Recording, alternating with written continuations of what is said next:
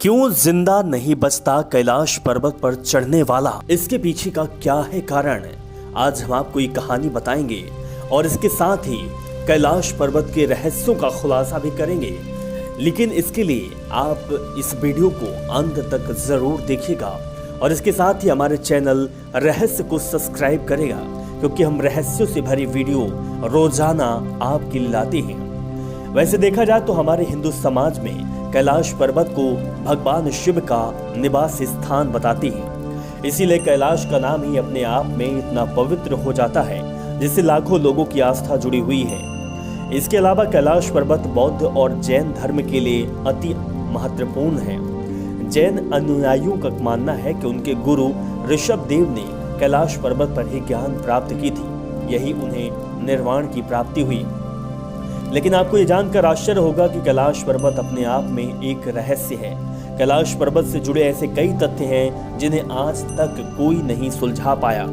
वैज्ञानिकों ने भी इस बारे में केवल कुछ छोटे मोटे अनुमान लगाए हैं। उनके पास भी इन रहस्यों का कोई पुष्ट और स्पष्ट जानकारी नहीं है। लेकिन आज हम आपको बताएंगे कि कैलाश पर्वत समुद्र तल से 21,700 फीट ऊंचा है। सीधी सी बात है कि दुनिया का सबसे ऊंचा पर्वत नहीं है। वर्तमान में यह तिब्बत क्षेत्र में स्थित है और इसके दोनों ओर मानसरोवर और राक्षस ताल नाम की झीलें स्थित है। मानसरोवर और राक्षस ताल से कई महत्वपूर्ण बड़ी नदियां निकलती हैं, जिनमें ब्रह्मपुत्र, सिंधु और सतलज मुख्य है। जब हम कैलाश पर्वत से कुछ दूरी पर होते हैं तो हमें बर्फ से ढके हुए शिवलिंग की भांति प्रतीत होता है, लेकिन यह नज़ारा केवल अमरनाथ की यात्रा पर जाने वाले यात्रियों को ही देखने को मिलता है।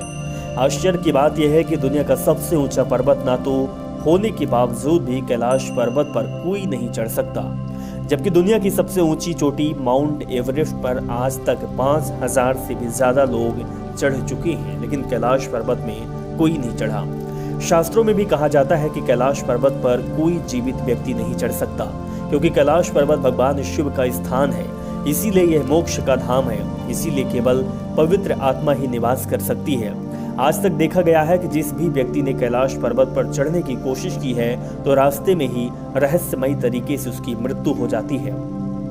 इसी कड़ी में 1999 में रूस को एक आंखों के डॉक्टर ने कैलाश पर्वत पर चढ़ने का निश्चय किया और इसके बारे में अध्ययन करने की चेष्टा की। इसके लिए डॉक्टर साहब ने टीम गठित की, जिसमें कई इतिहासकार और जियोलॉजिस्ट सहित कुछ डॉक्टर भी शामिल थे। आपके दो ने कई दिनों तक सर्च अभियान चलाया, लेकिन खराब मौसम के चलते भी ठेठ कैलाश पर्वत पर नहीं जा सके। टीम के वापस लौटने पर उन्होंने कहा कि कैलाश पर्वत कोई पर्वत नहीं है, बल्कि किसी जमाने में मानव निर्मित एक पिरामिड है, क्योंकि पास से देखने पर बिल्कुल पिरामिड जैसा प्रतीत होता है और दूर से पर्वत लगता है। हालांकि उनके पास इसके कोई प्रमाण नहीं थे, यह मात्र उनका अंदाजा था।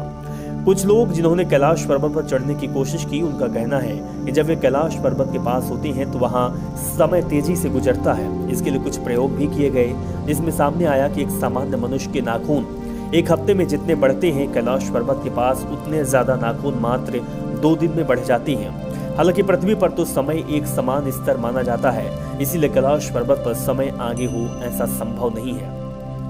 कई मशहूर पर्वतारोही के दलों ने यूं तो बार बार कैलाश पर्वत पर चढ़ने की कोशिश की, लेकिन कुछ सालों पहले रूस के एक मशहूर पर्वतारोही ने कैलाश पर चढ़ने की ठानी। वह कई दिनों तक पर्वत की ओर चढ़ता रहा, लेकिन जब अपने लक्ष्य से थोड़ी ही दूर था, बीच रास्ते में वापस लौट आया।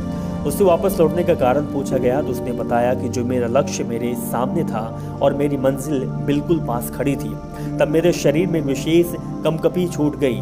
मेरा हृदय इतना जोर से धड़कने लगा मानो अब मैं दुनिया छोड़कर जाने वाला हूँ। मेरे पैर वहीं रुक गए और मेरी अंतरात्मा बार बार कह रही थी कि मुझे अब वापस लौटना चाहिए।